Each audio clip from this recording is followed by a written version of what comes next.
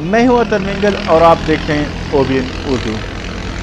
ناظرین، اس وقت میں موجود ہوں چمروک پر واقع ٹراما سینٹر کے سامنے۔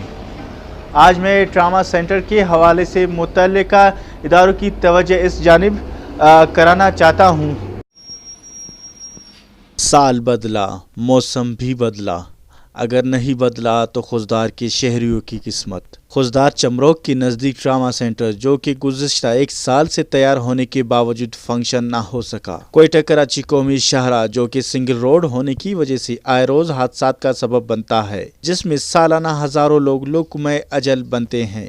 بلوچستان حکومت کی جانب سے خوزدار میں 3 مقامات جس میں دراکالہ، خوزدار اور باغبانہ میں ٹراما سینٹر قائم کیے گئے ہیں، جس میں دراکالہ اور باغبانہ کے ٹراما سینٹر باقاعدہ فنکشن ہو گئے ہیں، مگر خوزدار ٹراما سینٹر تاحال فنکشن نہ ہو سکا۔